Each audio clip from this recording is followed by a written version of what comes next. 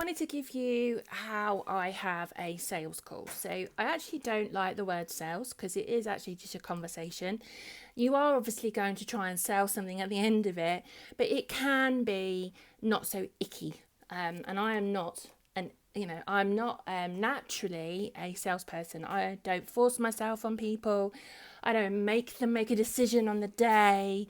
A lot of them will if you follow the structure, but many I do email and they do still follow through with the product. So this is why I'm slightly a different business coach. Most coaches will tell you have to close on the sale. But with ADHD, that is really, really difficult sometimes. You actually find the closing the hardest, along with saying the price. So, number one, most of your clients who come to you will already have a problem. They already know you are possibly able to solve that problem. So you want to spend a lot of time, most of your call, asking them to describe that problem for you, or multiple problems, because that's what it can be in my world. You want to listen. Actively listen, nod your head, say, oh yeah, I agree, especially if your client is asking you for help. So for me, they might say, I think my dog is anxious and this is why they're behaving this way. And I will validate that for them. So it makes them feel like I agree with them. So I'll say, yeah, absolutely, I completely agree. I think your dog is anxious. And you go through those problems, you write them down.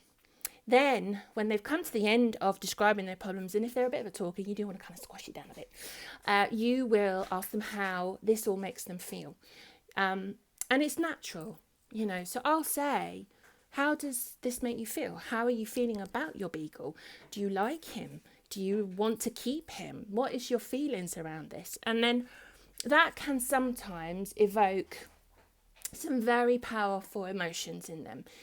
And that's not my intention, because that's another thing business coaches will say, you want them to cry because then they'll buy your product. That's not what I'm doing. I'm actually asking them to really think about why they want this problem solved. So that's why I ask them that. And actually they cry, they laugh, they get angry. And when they cry, I cry with them because of my ADHD. I can't, I'm a bit better now, I'm on meds. Before I'd be bawling my eyes out with them on the call. And actually that made them feel heard and empathised with.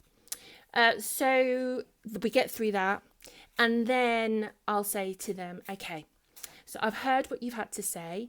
You have, and this is where you confirm what their problems are. I've heard that you have lead reactivity and you can't leave them home alone. So there are risks if you don't do anything. So this is it. You're going to talk about the risks if they don't solve this problem. So risk is the lead reactivity will get worse. And actually there is the potential that they can bite. And if you can't leave the house, they'll start to become so attached to you that you can't even go upstairs.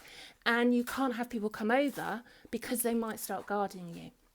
So you give them those risks. And then you say, you'll say, okay, so I have the ability to solve this for you. But I just need to know a little bit more about where you are and where your family is with this. How much time do you have to invest in training your beagle?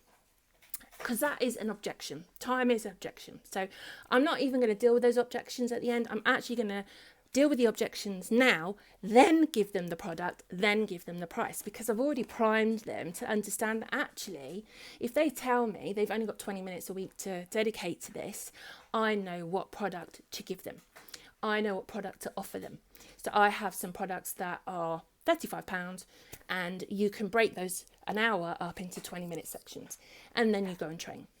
And if they say, oh, I've got lots of time or I've got no time, I really have very little time, I'll just delve a little bit. I'll just say, so in the evenings, do you sit around and watch the television, bit Netflix, that kind of thing? Oh, yeah, that's what I do. So if I said to you, you just need to just not watch one episode of your Netflix show and just watch one of my videos, would that be feasible? Yes, it will. Right, so we've got a bit of time.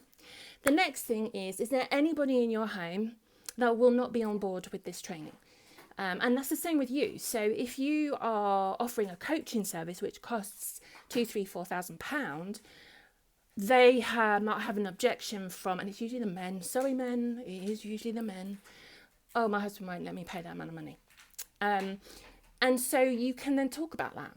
Why won't he let you? What is it that does he not believe in the coaching? Is there a way that we can see the potential of this? And then they'll be able to tell you what it is that their spouse, partner, whoever they're living with, is then able to explain, well, actually, do you know what? They don't think it will work because we've had 3 trainers and they don't want to pay any more money, or they don't think coaching is worth it. They think that I should just be able to do it on my own. So I can broach all of those things and I can just say, I get what they're saying, but do you know how to do a sales call? Do you know how to write a landing page? Do you know how to write a funnel? Do you know how to do a Facebook ad? So all of those things, they can then go back to that person and go, look, this is why I want to do this coaching, because I don't know how to do these things, and this person is going to teach me, which will then propel my business. Now, if you've got a husband like me, it's all about money. So before you go back, just say to them, look, why don't you go back to them and say, look, I need to spend £2,000 on this coaching, not beagle training, like say business coaching. But if I do this, I'm going to learn all of this, and then I have worked out my finances for my business, and it will double my income by the end of the year. And show it to them. Men love a spreadsheet. God knows why, because I hate them. Show them to them. You need to give them evidence that this is going to work. So in my world, I will send them clips of my training. So I'll say, look, right, okay, if he really wants to see what I do, how I do this, I have reviews from clients. I'll send them those, and I'll send them the snippets of my training. And then the last one, investment. Is investment going to be an issue for you?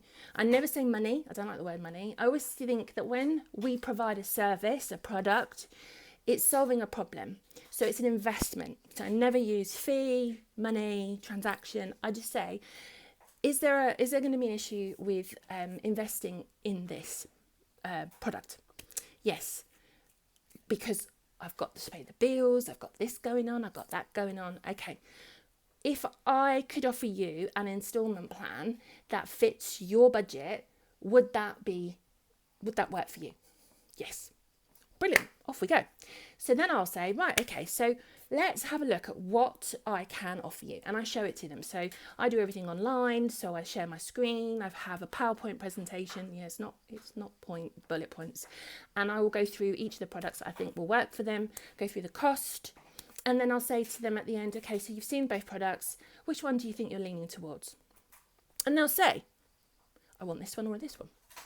And I'll go, great, okay, would you like to sign up now? Because I can get your training to you within 24 hours because I have video training, and I can then book in your one-to-one because I really want to do that as soon as possible because I want to solve this for you as quickly as possible. And then they all say yes or no. So they'll say yes. Yep. So I have everything all ready to go on my computer. I can take card payments, credit card payments through Stripe, which is a really secure system. It's a bit like PayPal.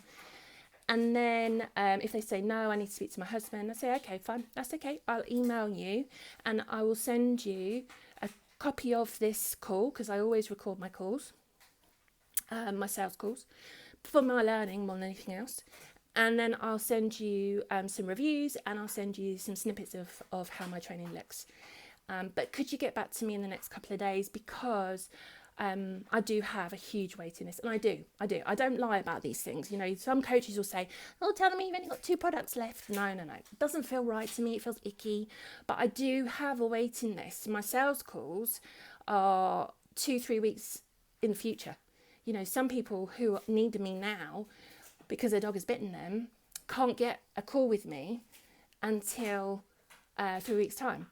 So when I see that come through, I do tend to try and move some stuff around. And it might be that I look at another client and go, right, you've just got issues with potty training. I know that's a biggie for them. I know it is. But biting someone is more important. So I'll swap them. I'll swap them over. So that's how I do it. So it is problem, feelings, confirmation that you've got all the information you need of what's going on in their life. Then you tell them about the risks, that if they don't do anything about it, this is what's going to happen. Then you go through the 3 main reasons why people won't invest. So that's, I haven't got enough time, my husband doesn't want me to do it, my wife doesn't want me to do it, and it's I haven't got a lot of money to pay. And then you will obviously go through those 3 problems, show them your products. You might have only one, that's fine. Show them the product. And then you ask them, so how do you feel about this? Which one do you prefer? Which one are you more leaning towards? Would you like to sign up? Yes, brilliant. Da, da, da, da, da, da. Book them all in. Now I need to talk to my husband. That's fine. I'll send you an email and it will have a recording of our call together. It will have my reviews and it will also have some examples of my training. So then he can then feel like, or she can feel like they know they're going to get a result, because that's what, everyone's a result based. You don't want to spend a lot of money if you're not going to get the results. So there you go. So really simple, feels great. I'm going to have to skedaddle actually. I've got a podcast in a second. And you do, it's a conversation and it doesn't feel icky. So yeah, if you need any more help with that, let me know. I will create a PDF document. So if you want that, you can email me at info@mybusinessadhd.com and I'll get that over to you as soon as possible. But for now, have a wonderful ADHD day. I'll see you soon.